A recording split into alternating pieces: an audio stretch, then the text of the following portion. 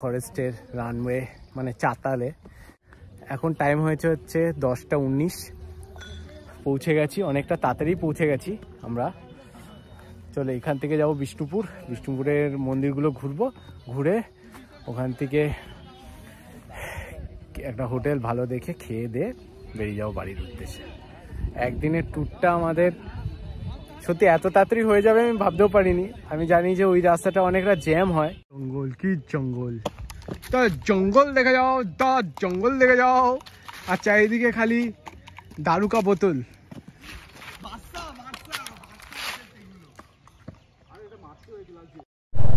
বন্ধুরা, জয়পুর ফরেস্টের এই চাতাল থেকে বেরাচ্ছি এখন বিষ্ণুপুরের উদ্দেশ্যে। তো এখন বাজে হচ্ছে 10টা 50 আর আমাদের কিলোমিটার হয়েছে 142 কিলোমিটার। চলো যাওয়া যাক। বিষ্ণুপুর দেখাচ্ছে আমার বাঁ দিকে, কিন্তু আমাকে আমার যেখানে মন্দির মেরেছি মন্দিরের নাম হচ্ছে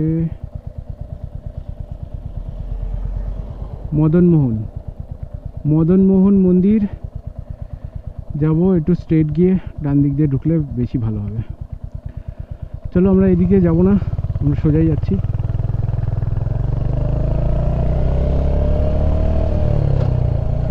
আমরা পুরুলিয়ার রোডটাই ধরছি, এখান থেকে সোজা পুরুলিয়া যাওয়া যায়। আমরা বাঁ দিকে চলে যাব পরে।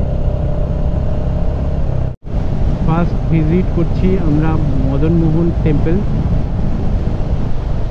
দেন আমরা আশেপাশেগুলো গুগল ম্যাপের সাহায্যে আমরা দেখে দেখে খুঁজে খুঁজে যাব।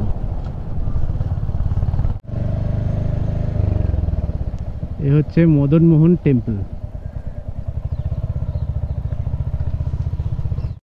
এটা হচ্ছে মদনমোহন টেম্পল, আর তার সাথে পোড়ামাটির বিষ্ণুপুরের সব কাজের জিনিস। অসাধারণ। চলো ভেতরে চলো দেখি।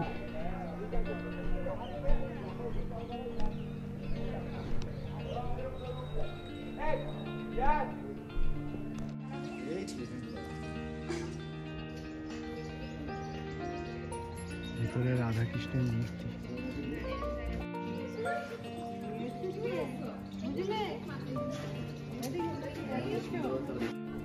150 টাকা।